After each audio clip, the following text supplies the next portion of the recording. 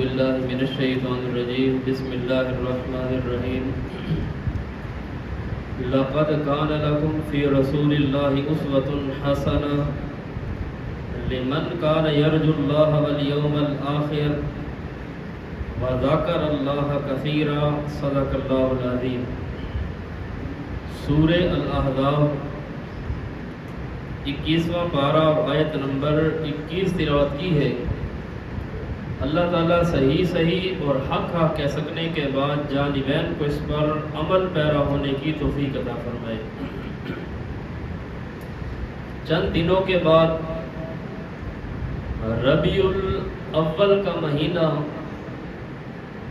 شروع ہونے کو ہے، اور اس مہینے میں خصوصی طور پر مخصوص لوگ طرح طرح کی بدعات کرتے ہیں۔ آواز تھوڑی سی کھول، کئی بدعات کرتے ہیں، لیکن دراصل سوچنے کی بات یہ ہے کہ پہلے نمبر پر تو امام الانبیاء صلی اللہ علیہ وسلم کی آمد، آپ کی تشریف آوری، آپ کی پیدائش آیا اس مہینے میں ہے بھی صحیح کہ نہیں؟ اور اگر ہے تو امام الانبیاء صلی اللہ علیہ وسلم نے ہمیں کس چیز کا درس دیا، اور یہ مہینہ اور یہ ایام کس طریقے سے گزارنے کے لیے آپ صلی اللہ علیہ وسلم کی سیرت ہمیں درس دیتی ہے۔ تو آپ صلی اللہ علیہ وسلم اور دیگر تمام انبیاء 1,24,000 کم و بیش پیغمبر آئے، اور سب سے آخر میں امام الانبیاء صلی اللہ علیہ وسلم تشریف لائے۔ آپ کے بعد اب نبی بن کوئی نہیں سکتا، آپ کے بعد نبی پیدا کوئی نہیں ہو سکتا، اور ختم نبوت کا معنی بھی یہی ہے کہ لا ينبأ احد بعدہ، اب اللہ تعالیٰ کسی کو نبی بنائے گا نہیں۔ آخر من نبیا، سب سے آخر میں جسے نبوت ملی اسے محمد الرسول اللہ صلی اللہ علیہ وسلم کہا جاتا ہے۔ آپ سے پہلے جتنے نبی آئے ان کی آمد کا بھی مقصد تھا، پھر سب سے آخر میں امام الانبیاء تشریف لائے، آپ کی تشریف آوری کا بھی ایک مقصد تھا، اور وہی مقصد اگر امت آج سمجھ لے تو یوں سمجھ لے کہ اس نے قرآن و سنت پر عمل بھی کر لیا۔ تمام انبیاء کی آمد کے مقصد کو پہچاننے سے اللہ کی پہچان بھی ہو جاتی ہے، دنیا کی پہچان بھی ہو جاتی ہے، اور ساری چیزیں اس کے سامنے۔ تو حضرت شاہ ولی اللہ محدث دہلوی وہ فرماتے ہیں کہ انبیاء کی آمد کے مقاصد میں سے 3 چیزیں سر فہرست تھی۔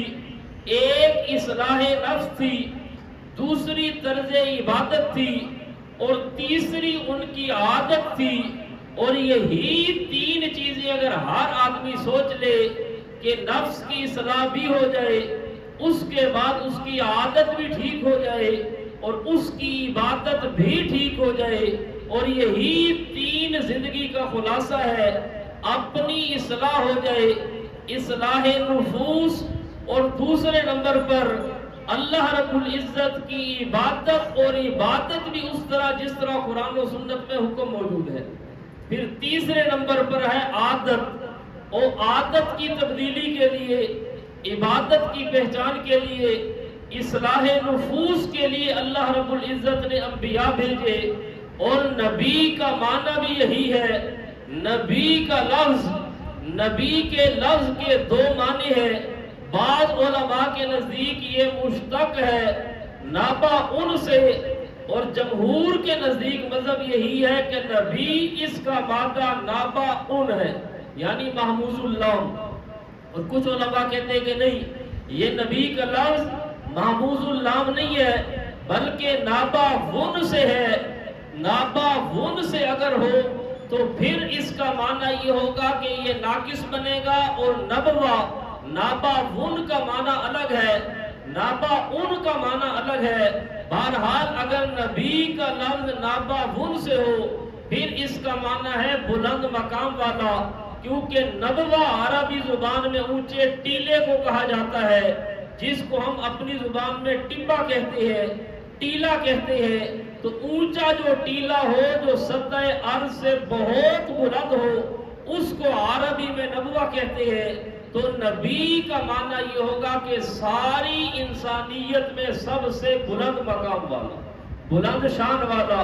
تو نبوہ سے اگر ہو تو بلند مقام اور شان والا۔ اور یہ بات تو کسی سے ڈھکی چھپی نہیں کہ جو نبی ہوتا ہے اس کی شان سب سے بلند ہوتی ہے، اور باقی جتنی بھی امت ہے ان کی شان نبی سے کم ہوتی ہے۔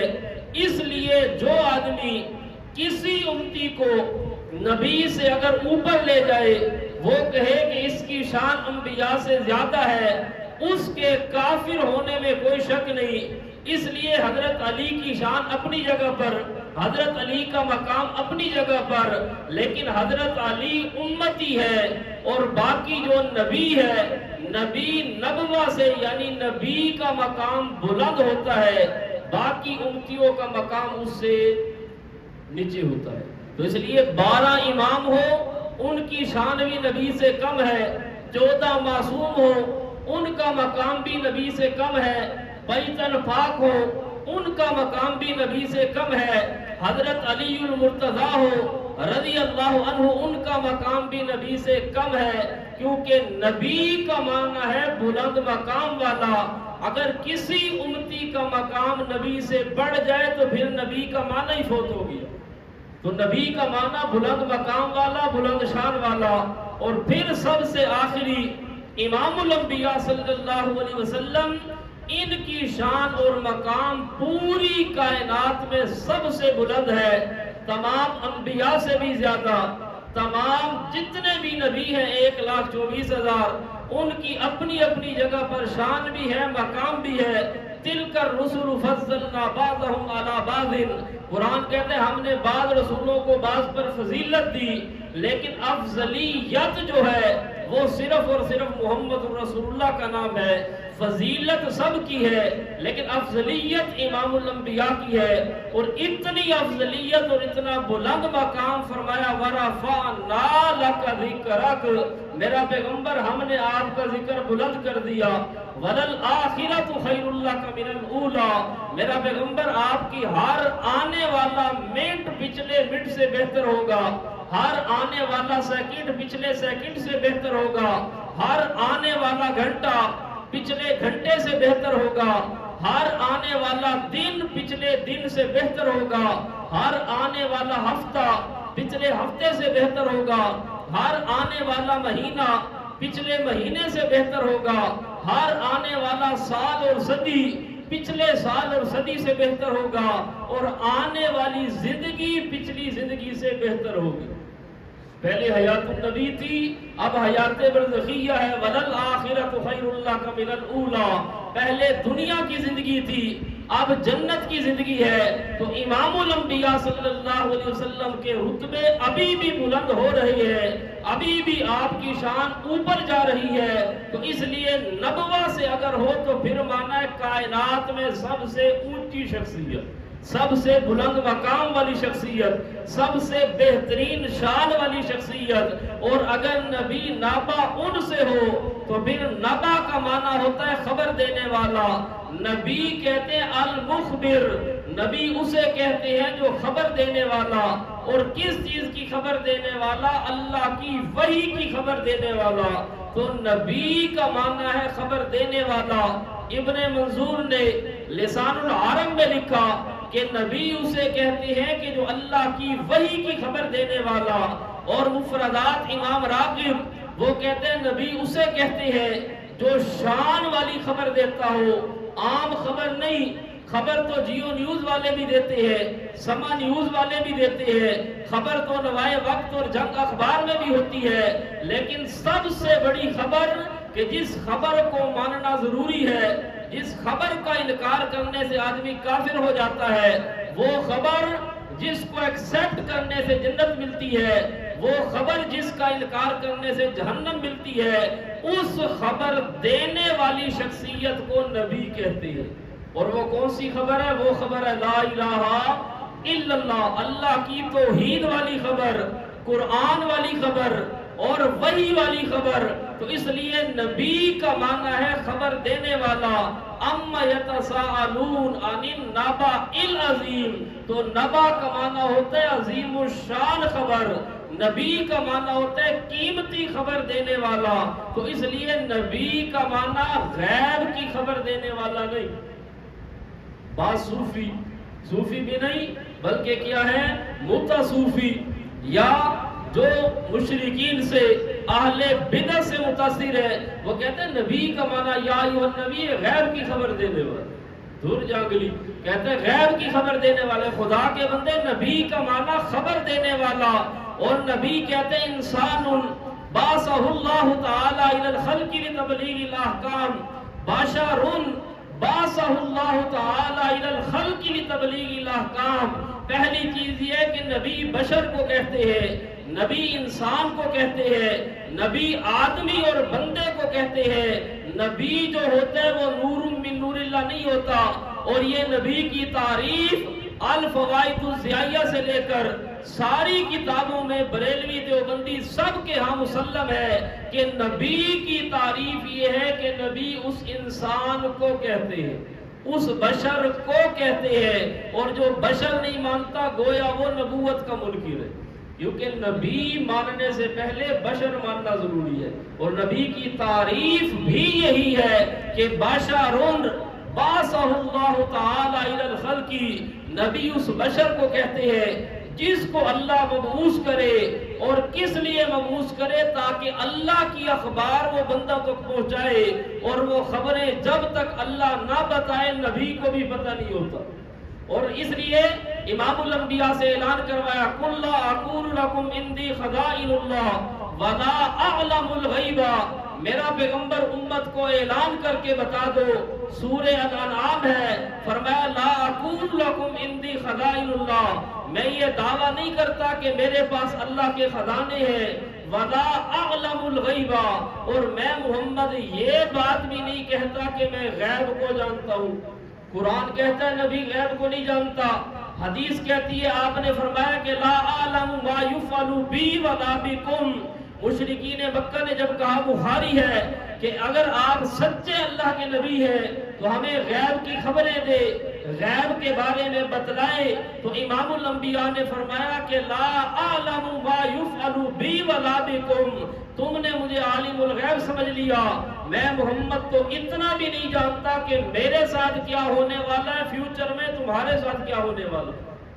استقبال کی خبر آپ نے فرمایا مجھے اپنی جان کی خبر بھی کوئی نہیں. اب حدیث بھی کہتی ہے نبی عالم الغیب نہیں، قرآن بھی کہتا ہے کہ نبی عالم الغیب نہیں. اور امام قرطبی وہ فرماتے ہیں کہ غیب یہ نبی کی شان ہی نہیں، نبی کے مناسب بھی نہیں. اور اسی طرح امام رازی وہ کہتے ہیں کہ نبی اسے کہتے ہیں لا یعلم الغیب، جو غیب کو نہ جانتا ہو، غیب اس کے مناسب نہ ہو. تو اس لیے قرآن نے بھی کہا کہ غیب کا علم رکھنے والا اللہ، امام الانبیاء نے بھی فرمایا کہ غیب کا علم رکھنے والا اللہ. تعبیر نخل صحابہ کرتے تھے، بخاری میں ہے. آپ صلی اللہ علیہ وسلم نے فرمایا کہ کیا کرتے ہو؟ پیوند کاری کرتے تھے. اور کھجوروں کی آپ صلی اللہ علیہ وسلم نے گویا اس چیز کو اچھا نہیں سمجھا، صحابہ نے چھوڑ دیا. اگلے سال جب کھجوریں آئی تو آمدن تھوڑی تھی، اگلے سال ایوریج تھوڑی تھی، کھجوریں تھوڑی آئی. آپ نے فرمایا کہ کھجوریں اس سال تھوڑی کیوں ہوئی؟ فرمایا یا رسول اللہ آپ نے ہمیں تعبیر نخل سے منع کیا تھا، ہم نے چھوڑ دی. آپ نے فرمایا کہ انتم اعلم بامور دنیاکم، اے صحابہ تم دنیا کے امور میں محمد سے زیادہ جانتے ہو، لہذا تمہاری مرضی ہے، جس طرح مرضی کھیتی باڑی کرو. اگر نبی عالم الغیب ہوتے تو یہ بات نہ کہنی پڑتی. آپ نے فرمایا دنیا کے بارے میں تم زیادہ جانتے ہو، انتم اعلم بامور دنیاکم. پھر آپ صلی اللہ علیہ وسلم کو زہر دیا گیا. خیبر کے موقع پر عورت نے زہر دیا یہودیہ نے گوشت کے اندر، اور وہاں پر آپ کے ساتھ حضرت بشر ابن برا ابن معرور ایک صحابی ہے، انہوں نے گوشت کھایا، وہ شہید ہو گئے. اگر اللہ کے نبی عالم الغیب ہوتے تو آپ صحابی کو کبھی نہ کھانے دیتے. پھر آپ صلی اللہ علیہ وسلم نے بھی وہ بوٹی منہ میں ڈالی، آپ بچ گئے. قدرت اور معجزہ ہوا، لیکن امام الانبیاء جب فوت ہونے لگے آپ نے فرمایا کہ عائشہ مجھے یوں لگ رہا ہے کہ میری رگیں کٹ رہی ہے، اس زہر کی وجہ سے جو مجھے خیبر میں دیا گیا تھا، یعنی اس کا اثر آج بھی محسوس ہو رہا ہے۔ تو امام الانبیاء اگر عالم الغیب ہوتے تو آپ کو پتہ ہوتا کہ کھانے میں زہر موجود ہے، خود بھی نہ کھاتے، صحابی کو بھی نہ کھانے دیتے۔ حضرت عائشہ پر تہمت لگی، اگر پیارے نبی عالم الغیب ہوتے تو 1 مہینہ پریشان نہ ہوتے، اور اسی طرح آپ انشاءاللہ کہنا بھول گئے 18 دن وہی نہیں آئی۔ یہ تو سارا کا سارا باقاعدہ قرآن و سنت میں واضح مسئلہ ہے، اور 114 صورتوں میں سے قرآن مجید کی تقریباً 64 صورت کا خلاصہ یہی ہے کہ عالم الغیب اللہ۔ 114 میں سے یعنی آدھے سے زیادہ قرآن کا دعویٰ یہ ہے کہ عالم الغیب اللہ ہے۔ پھر بھی بندہ کہ نبی کا معنی خبر دینے والے، نہ کسی قرآن کا حوالہ نہ حدیث کا حوالہ، صرف یہ ہے کہ مشرکین کو خوش کرنے کے لیے، بدعتیوں کو خوش کرنے کے لیے۔ تو نبی کا معنی ہے خبر دینے والا، غیب کی خبر دینے والا نہیں۔ مولوی نے ایک لفظ لگا دیا نا درمیان میں، اور امت کا بیڑا غرق کر دیا، شرک میں مبتلا ہو گئی امت۔ اس لیے نبی کا معنی ہے خبر دینے والا، اور ایسی خبر دینے والا جس کو ماننا ضروری ہے۔ جس خبر کا انکار کرنے والا وہ مسلمان نہیں، ایسی خبر جس کو دل و جان سے ماننا ضروری ہے۔ اور وہ خبر کون سی ہے؟ وہ خبر ہے جس کو آپ نے 40 سال کے بعد سنایا۔ آپ 1,24,000 کم و بیش پیغمبر آئے، حضرت عیسیٰ علیہ السلام سب سے آخر میں تشریف لائے، پھر حضرت عیسیٰ علیہ السلام کو اللہ رب العزت نے اٹھا لیا، اور قرآن مجید کی آیت ہے ما قتلوہ وما صلبوہ بل رفعہ اللہ۔ یہودیوں نے کہا کہ ہم نے حضرت عیسیٰ علیہ السلام کو قتل کر دیا۔ عیسائیوں کا مطلب یہ تھا کہ حضرت عیسیٰ صلیب پر چڑھ گئے، سولی پر چڑھ گئے، ہمارے گناہوں کا کفارہ بن گئے۔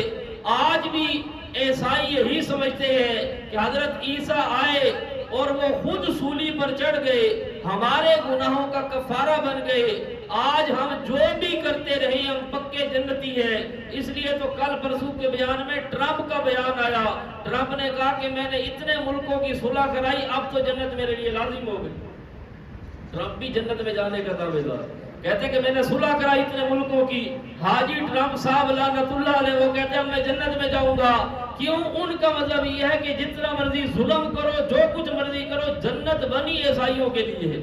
یہودیوں نے کہا کہ جنت ہمارے لیے بنی ہے، حضرت عیسیٰ علیہ السلام کے لیے۔ بہرحال دو ان کے نظریے تھے، یہودیوں نے کہا کہ ہم نے قتل کر دیا، عیسائیوں نے کہا صلیب پر چڑھ گئے۔ قرآن مجید نے کہا ما قتلوہ وما صلبوہ بل رفعہ اللہ۔ نہ انہوں نے حضرت عیسیٰ کو قتل کیا، نہ انہوں نے حضرت عیسیٰ کو صلیب دی، بل رفعہ اللہ، بلکہ اللہ نے حضرت عیسیٰ کو زندہ اٹھا لیا۔ یہ کہتے ہیں رفع کا معنی اللہ نے درجے بلند کر دیے۔ میں نے کہا جانگلی کہی کہ درجہ تو ہر نبی کا بلند ہوتا ہے، نبی کا تو معنی یہ ہے، نبی نبوہ سے اگر ہو تو نبوہ کا معنی بلند مقام والا، بلند شان والا، بہترین مقام والا۔ نبی کی شان ویسے ہی بلند ہوتی ہے۔ پھر بر رفع اللہ کا کیا معنی کہ پہلے حضرت عیسیٰ کی شان نہیں تھی، اللہ نے بعد میں بڑھائی، بر رفع اللہ۔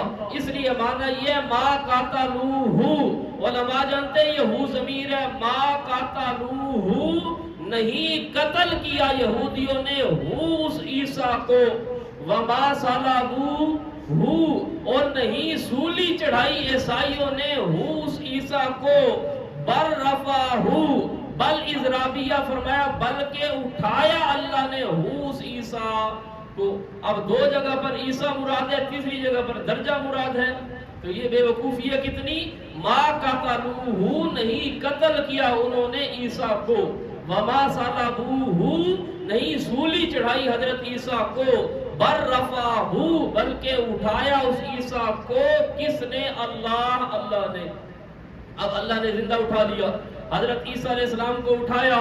اب کچھ کہتے ہیں بدبخت حضرت عیسیٰ کو اٹھایا لیکن آنے کا ذکر نہیں ہے۔ ہم نے کہا جو چیز اٹھائی جاتی ہے وہاں پر آنے کا ذکر نہ بھی کیا جائے بالفرض تو آنا بداہتاً سمجھا جاتا ہے۔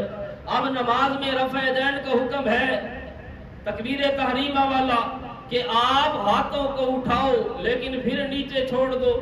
جو غیر مقلد کہتے ہیں رفع دین کہ اللہ کے رسول نے رکوع میں جاتے ہوئے ہاتھ اٹھائے، ہم کہتے ہیں ٹھیک ہے اٹھائے، نیچے گرائے، اس کی کوئی دلیل؟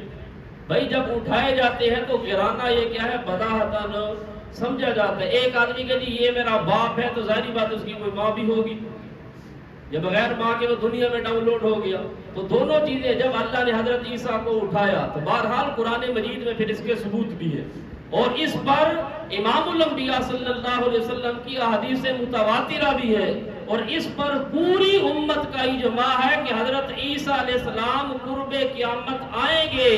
اب جو آدمی حضرت عیسیٰ کی آمد کا قائل نہیں، حضرت عیسیٰ علیہ السلام کی وفات کا قائل ہے، وہ بھی مرزائی کی طرح پکا کافر ہے، وہ مسلمان نہیں۔ تو اس لیے حضرت عیسیٰ علیہ السلام کو اللہ نے اٹھایا، اس کے بعد تقریباً 600 سال کا عرصہ تھا، اور 600 سال ایک امت کے اندر نبی نہ ہو، آپ سوچئے پھر اس امت کا کیا بنا ہوگا۔ 600 سال یہاں پر 6 دن استاد نہ ہو تو سکولوں کا حال دیکھ لو، مدرسوں کا حال دیکھ لو۔ 6 دن چھوڑو، 6 گھنٹے اگر غائب ہو جائے تو 6 رنگ کا مدرسہ نظر آتا ہے، 6 رنگ کا سکول اور کالج نظر آتا ہے۔ تو حضرت عیسیٰ علیہ السلام کو اللہ نے اٹھایا 600 سال تقریباً درمیان میں، اور 600 سال کے اندر جو مخلص عیسائی تھے وہ تو اپنا علیحدہ ہو کر عبادت کرتے رہے، اور دوسرے جو تھے انہوں نے اتنی تحریف کی، اتنا بدل دیا اللہ کی کتاب کو کہ ایک انجیل تھی حضرت عیسیٰ پر نازل ہونے والی، لیکن اسی انجیل کے تقریباً 50 نسخے، بڑے بڑے اس سے بھی زائد تھے، بالآخر 50 نسخے تو وہ تھے جو بڑے بڑے علاموں نے تیار کر لیے تھے۔ 50 نسخے تھے، ایک کہتا کہ یہ انجیل اصلی ہے، دوسرا کہتا کہ یہ انجیل اصلی ہے، تیسرا کہتا ہے کہ نہیں میرے والی انجیل اصلی ہے۔ پھر سارے عیسائی بیٹھے، بالآخر سارے مولوی اور ملوڈے اکٹھے ہوئے، اور سارے پیر اور راہب اکٹھے ہوئے، انہوں نے کہا یار امت میں ہمارا مذاق بن رہا کہ مولویوں نے دین کو بگاڑ دیا، اتفاق کرنا چاہیے کہ اپنے اپنے نسخے ان میں سے جو مشترک چیز ہے اس کو لکھ لیا جائے، اور جو فروعات ہیں ان کو حذف کر دیا جائے۔ پھر اس چیز پر اتفاق کیا، پھر بھی جا کر 4 انجیلیں بنی جن کو اناجیل اربع کہتے ہیں۔ ایک متی کی انجیل تھی، ایک لوکا کی انجیل تھی، ایک یوحنا کی انجیل تھی، چوتھی مرکز کی انجیل تھی۔ تو مرکز کی انجیل الگ بن گئی، یوحنا کی الگ بن گئی، جس طرح ہمارا یوسف یوحنا تھا، اور اسی طرح لوکا کی اور متی کی 4 انجیلیں بنی تھی۔ اب وہ 4 انجیلیں بھی ایک دوسرے کے مختلف تھی، ان 4 میں بھی ایک میں مسئلہ کچھ لکھا، دوسری میں کچھ لکھا، تیسری میں کچھ لکھا، چوتھی میں کچھ لکھا۔ پھر انہوں نے ایک تیار کی بائبل جو موجود ہے، ابھی یہاں میرے پاس دفتر میں پڑی ہے، لیکن اس ایک کتاب میں بھی کئی آپس کے اندر تضاد ہے۔ ایک صفحے پر کچھ لکھا، دوسرے صفحے پر کچھ لکھا، ایک جگہ تثلیث کا عقیدہ لکھا، اسی انجیل میں تثلیث کا رد بھی موجود ہے۔ یہ جو ایک انجیل بعد میں بنائی، تو اس لیے 600 سال کے عرصے میں امت تباہی کے دھانے پر تھی، ہر قسم کی بیماری ان میں تھی، شرک کا عروج بھی تھا، بدعت کا عروج بھی تھا، اور بدعملی بھی ان میں تھی، بدعقیدگی بھی ان میں تھی، عادت بھی خراب ہو چکی تھی، عبادت بھی خراب ہو چکی تھی، اصلاح بھی بالکل مفقود ہو گئی تھی۔ اور امام الانبیاء صلی اللہ علیہ وسلم آمنہ کے گھر پیدا ہو چکے تھے، اور آپ صلی اللہ علیہ وسلم جب پیدا ہوئے یہاں سے آپ کی سیرت شروع ہوتی ہے۔ آپ صلی اللہ علیہ وسلم پیدا ہوئے، پیدائش سے پہلے ہی والد کا سایہ اللہ نے اٹھا لیا، چند سال کے ابھی ہوئے ماں بھی دنیا سے رخصت ہو گئی، پھر ابو طالب کے پاس پلتے رہے، دادا عبد المطلب بھی چلا گیا، ابو طالب وہ خود غربت کی زندگی کا شکار تھا، ان کے پاس بھی کھانے پینے کو کچھ نہ تھا، امام الانبیاء بکریاں چراتے رہے اور اپنا پیٹ پالتے رہے، ضروریات پوری ہوتی رہی، لیکن آپ کے دل میں ایک پریشانی تھی، اور یہی ایک پریشانی ہے، اللہ کرے یہ پریشانی مولویوں کے دل میں آ جائے، ہے تو کی گل، لیکن بہرحال دوسرا بھی آمین کوئی نہیں آتا، اللہ کرے مولویوں کے دل میں یہی آ جائے۔ میرا بھائی سب سے پہلے جو عالم ہے، جو نبی کا وارث ہے، اس کے دل میں اگر امت کی تڑپ نہیں تو وہ نبی کا وارث ہے ہی کوئی۔ اگر امت کی تڑپ اس کے دل میں نہیں، امام الانبیاء کو ابھی نبوت نہیں ملی، ابھی امام الانبیاء زندگی اپنی نارمل گزار رہے، لیکن آپ ان کی عادات کو دیکھتے پریشان ہوتے، ان کے شرک اور بدعات کو دیکھتے پریشان ہوتے۔ امام الانبیاء صلی اللہ علیہ وسلم بگڑی ہوئی قوم کو دیکھ کر ہر وقت ذہنی ٹینشن میں تھے، پریشانی میں تھے، اور بعض اوقات بلکہ اکثر اوقات آپ غار ہیرا میں چلے جاتے، وہاں پر تنہائی میں بیٹھ کر یہی سوچتے کہ اس امت کا کیا بنے گا۔ آج دیکھیں کو مولوی سوچ رہا ہوں میری امت کا کیا بنے گا، مولوی کو یہ ٹینشن ہوتی ہے کہ میرے چمڑوں کا کیا بنے گا، میرے چندے کا کیا بنے گا، میرے اتنے بڑے بڑے کسٹمر اور گاہک ان کا کیا بنے گا۔ میرا بھائی، نبی کی سوچ یہ تھی کہ اللہ کرے ان لوگوں کی اصلاح ہو جائے، اللہ کرے ان کے عقیدے بدل جائے، ان کے عمل بدل جائے، ان کی اندر کی اصلاح ہو جائے، عادت بھی ٹھیک ہو جائے، عبادت بھی ٹھیک ہو جائے، اندر کی اصلاح بھی ہو جائے۔ اور امام الانبیاء اسی پریشانی میں رہتے۔ ایک دن غار ہیرا میں ہے، حضرت جبرائیل آئے، 40 سال کا زمانہ پورا ہو گیا اور رمضان کا مہینہ بھی آ گیا، اوپر سے اللہ رب العزت نے قرآن بھیجنے کا پروگرام بھی بنا لیا۔ حضرت جبرائیل علیہ السلام آئے اور آ کر کہنے لگے اقرأ یا محمد، اے محمد پڑھیے۔ آپ نے فرمایا ما انا بقاری، میں کوئی پڑھا ہوا نہیں ہوں، دنیا کے کسی استاد سے پڑھا ہوا نہیں، دنیا کے کسی استاد کے سامنے میں زانوے تلمذ نہیں ہوا۔ پھر حضرت جبرائیل نے کہا اقرأ، پڑھیے۔ آپ نے پھر فرمایا ما انا بقاری۔ تیسری مرتبہ کہا اقرأ یا محمد، پھر آپ نے فرمایا ما انا بقاری۔ حضرت جبرائیل علیہ السلام نے آپ کو پکڑا، اپنے سینے سے لگا کر زور لگایا اور فرمایا اقرأ بسم ربک الذی خلق، اس اللہ کے نام کے ساتھ پڑھیے جس نے پوری کائنات کو پیدا کیا۔ پھر آپ صلی اللہ علیہ وسلم نے پڑھا، لیکن حضرت جبرائیل کو دیکھا طبیعت آپ کی خراب ہو گئی اور انتہائی آپ گھر آئے اور بخار کی کیفیت پیدا ہو گئی اور کہنے لگے زملونی زملونی، اے خدیجہ مجھے چادر اڑھائیے چادر اڑھائیے۔ تو زملونی، مجھے موٹی چادر اڑھائیے۔ امام الانبیاء صلی اللہ علیہ وسلم کی طبیعت دیکھی، چادر اوپر ڈالی حضرت خدیجہ رضی اللہ تعالی عنہ نے، اور امام الانبیاء صلی اللہ علیہ وسلم نے وہ ساری کیفیت بیان کی کہ میرے ساتھ تو آج غار ہیرا میں یہ عجیب واقعہ ہوا، اس لیے مجھے اپنا ایک طبی طور پر خوف اور ڈر بھی پیدا ہوا۔ لیکن حضرت خدیجہ نے فرمایا کہ آپ تو انتہائی رحم دل ہے، آپ تو بھوکوں کو کھانا کھلاتے ہو، پیاسوں کو پانی پلاتے ہو، ضرورت مندوں کی ضرورت پوری کرتے ہو، بہترین اخلاق بھی آپ کے ہیں، امانت دار بھی آپ ہیں، دیانت دار بھی آپ ہیں، سچے اور امین بھی آپ ہیں۔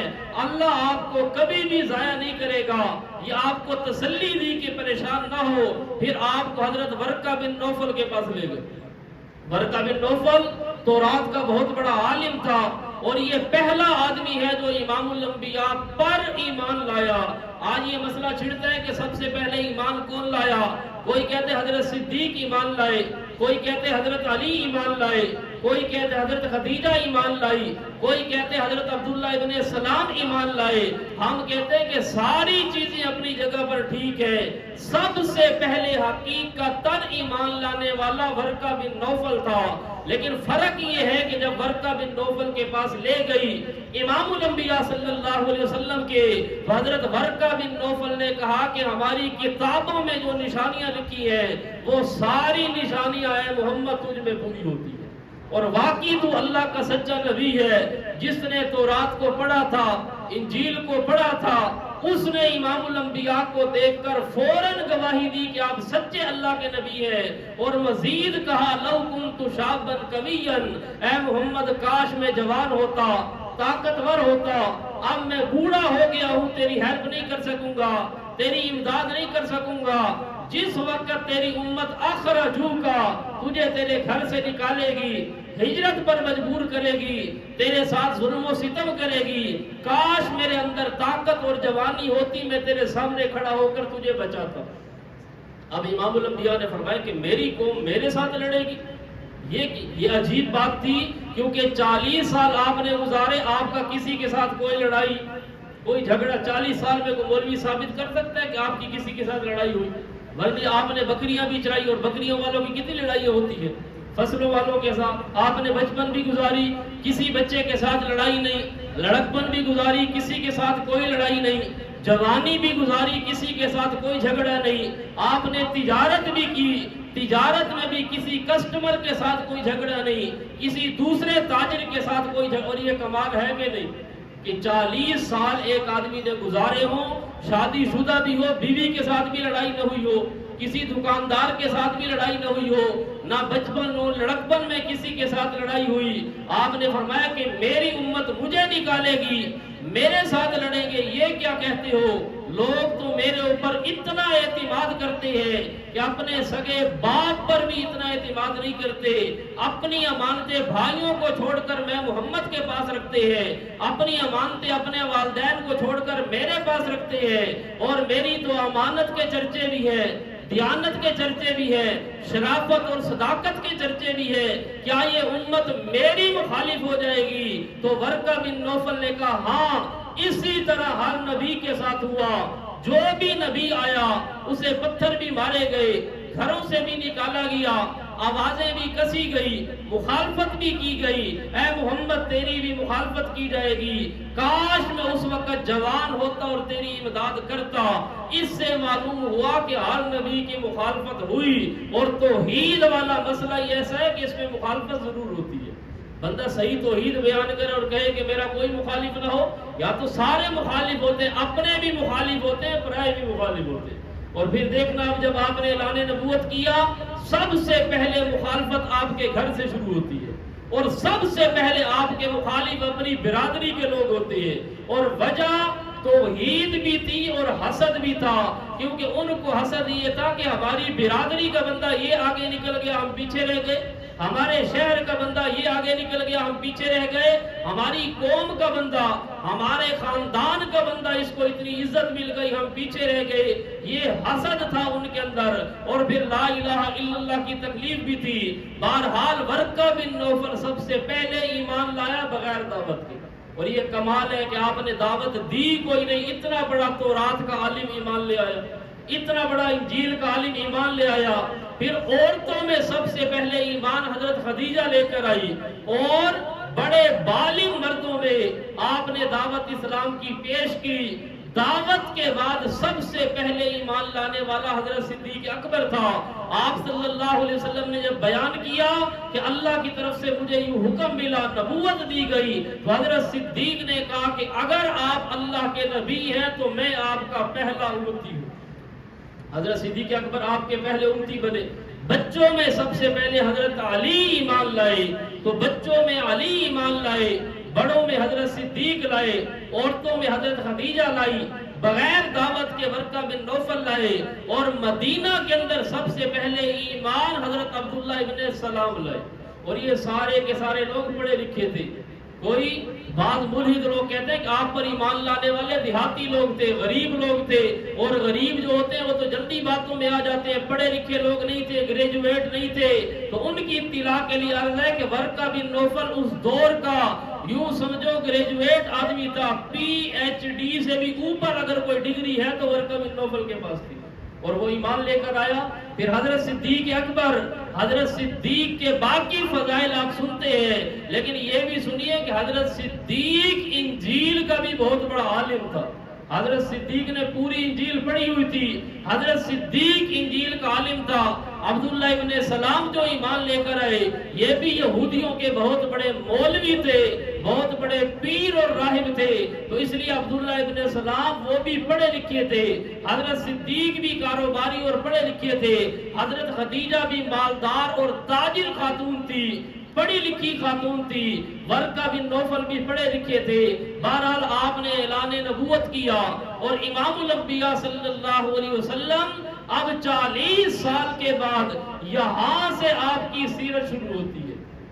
اور یہ جو پہلی زندگی ہے، میں نے عرض کیا کہ اس میں کوئی لڑائی نہیں، کوئی جھگڑا نہیں، آپ کے حسن کا منکر کوئی نہیں تھا، آپ کی شان کا منکر کوئی نہیں تھا۔ اس لیے آج امام الانبیاء صلی اللہ علیہ وسلم کے حسن کے تذکرے ہم کہتے ہیں ہونے چاہیے، امام الانبیاء جیسا حسین کائنات میں نہ آیا نہ قیامت تک آ سکتا ہے۔ آپ کی ذہانت کے چرچے بھی ہونے چاہیے، صداقت کے چرچے بھی ہونے چاہیے، آپ کی شرافت کے چرچے بھی ہونے چاہیے، آپ کی دیانت کے چرچے بھی ہونے چاہیے، لیکن امام الانبیاء کی سیرت شروع ہوتی ہے صفا پہاڑی سے۔